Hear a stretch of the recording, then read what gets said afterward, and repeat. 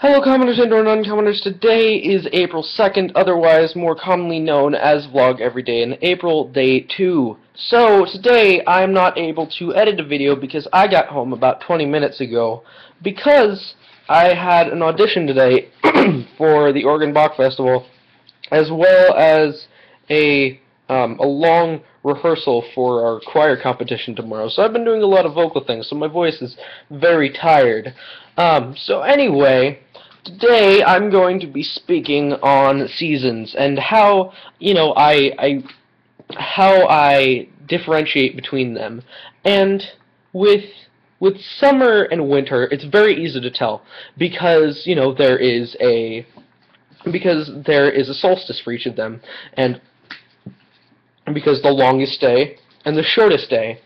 And with autumn, there's an equinox, which isn't really an equinox, but there's still a defined date.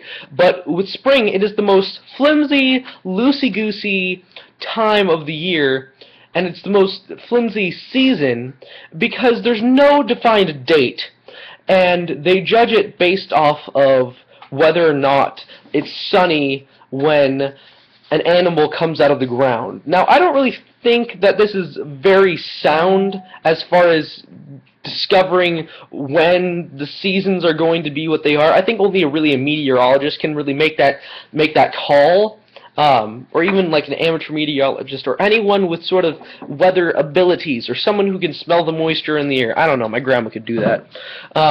So it's something that I feel like people have to come up with on their own. So, in December, you start smelling certain things in the air, like, oh, once I smelt mint in the air, then I knew that it was Christmassy time, because, people in Victorian England, that's how they roll.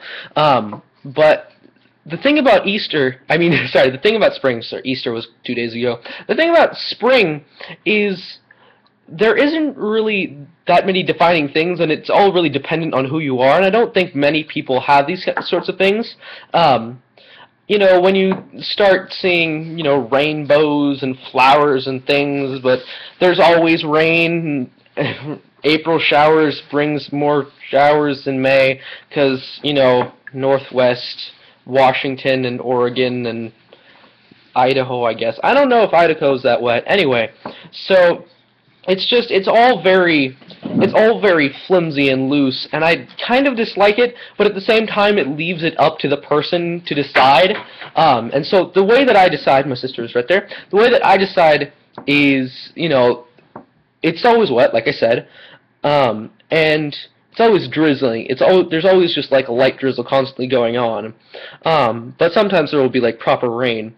But when it's wet and it's warmer outside, the slugs will start coming out. And I'm not really sure why this is. I'm not really familiar with the whole way that slugs go about their business with their whole let's get it on, because we're asexual animals. And so it's just sort of, it's kind of an interesting way, and I'm not sure if they're coming out because they're mating, or if they're coming out because, it's the optimum time for slugs to be surviving in the world. Likely the latter. But I've used this as a way to tell that it is spring. So, today, I saw the very first slug that I've seen in quite a while. So now, today is the official day of spring in this exact spot. Where you are could be very different. Likely if you're in the southern hemisphere, it is obviously not spring. Maybe you call things different things. I know you don't, but you may live in a different place where they speak a different language, where they don't call it spring, where they call it something, something, something. It sounds like primavera? Yeah, primavera. I'm pretty sure that means spring in Spanish. I took Spanish 1. Anyway, so this has been the video. It's kind of long-winded. Farewell. Goodbye. You're a fantastic existence on the world, and I love that about you.